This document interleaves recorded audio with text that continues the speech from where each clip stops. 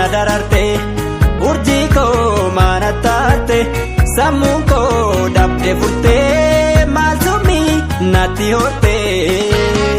onnee koo na dararte urjii koo maana taate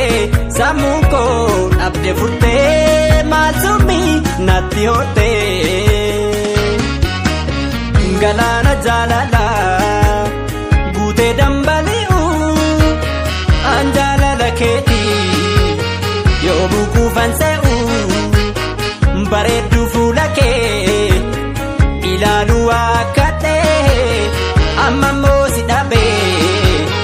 boo'ee si maraadhe.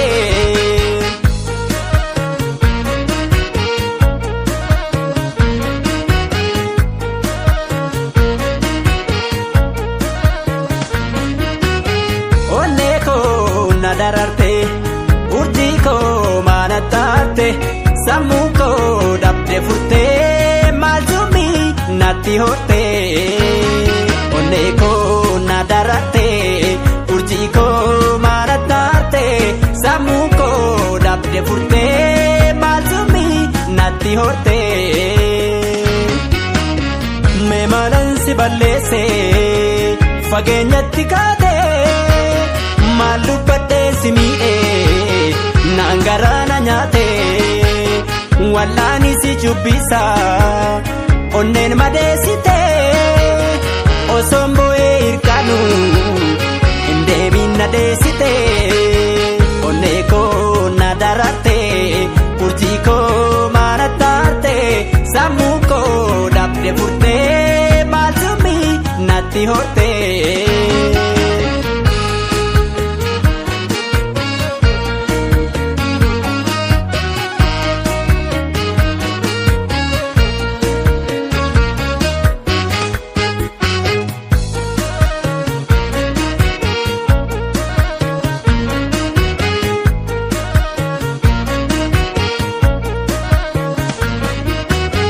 Onnee koo na dararte urjii koo maana taate sammuu koo dhabde furtee maaltummi natti horte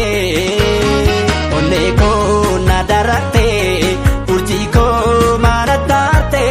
sammuu koo dhabde furtee maaltummi natti horte daawwitii onnee koo way miidhagina dachee miidhagsita yaajjennaa miila kee araada na taate urjii simannaan kee naaf araarabdu ammallee onnee koo na dararte urjii koo maana taate sammuu koo dhabde furtee maaltummi natti horte onnee koo na dararte urjii koo maana taate sammuu koo dhabde furtee maaltummi natti horte.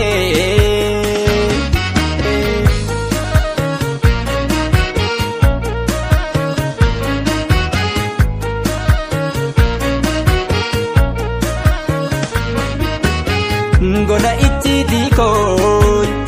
godheensi muratte waan onnee koo keessaa baasee sitti madhee jaalalaan sharafii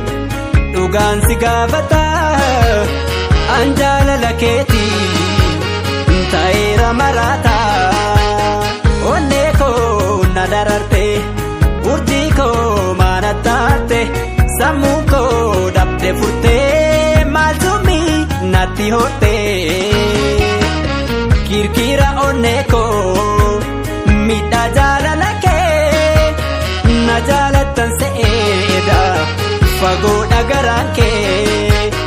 lubbuu taati malee urjii koo sin dhabu jiraachuu si malee naafoo hiikan qabu.